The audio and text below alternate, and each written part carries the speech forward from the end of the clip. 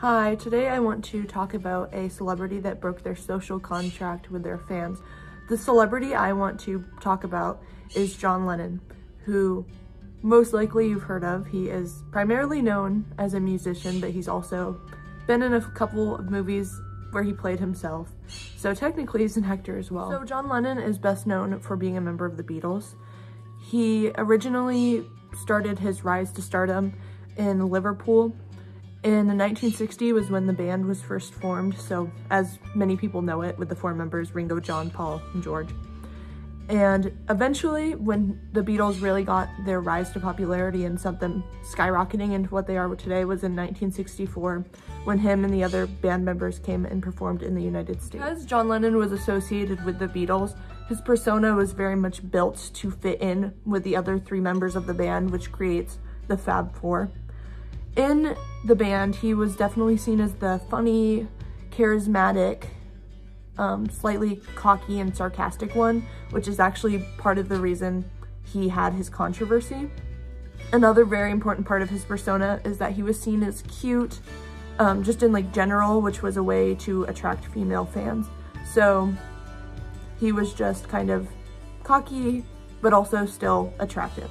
John Lennon is a quite controversial figure. Even today, there's still debates about him online, but the controversy I want to mention was the 1966 statement where John Lennon jokingly said that the Beatles were bigger than Jesus. This was a huge, terrible thing in the eyes of lots of people. People were boycotting the Beatles. Places were saying they weren't going to let them play there, and this primarily hit America. They originally aired this interview in England and people were fine with what they said, but the Americans, particularly in the Bible Belt, were the most upset.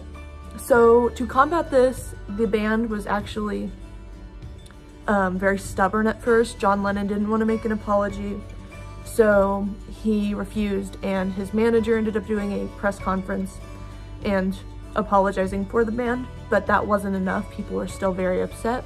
So eventually John Lennon did apologize. This apology is really interesting. You can see that the members and John Lennon are very jet lagged. It's also not what you would consider a common apology today, where you see people with like scripts and like maybe fake tears. He was very genuine, and it was still in his persona that I mentioned earlier, where he's slightly joking and just not taking it completely seriously, and you can tell he's like upset about this and doesn't think it should be as big of a deal as it is. And after the controversy, people were still very upset.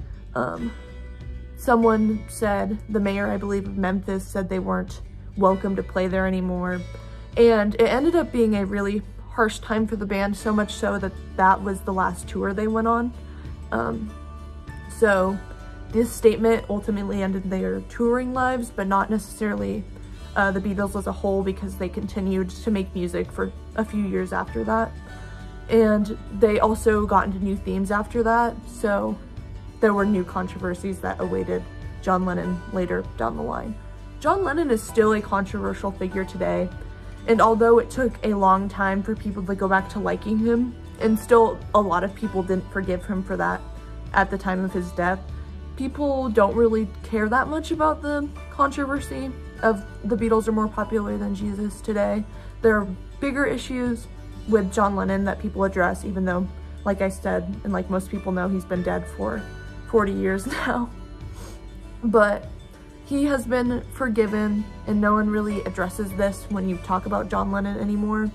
It's also really interesting because the comet is what led to his death and why the man ended up killing him.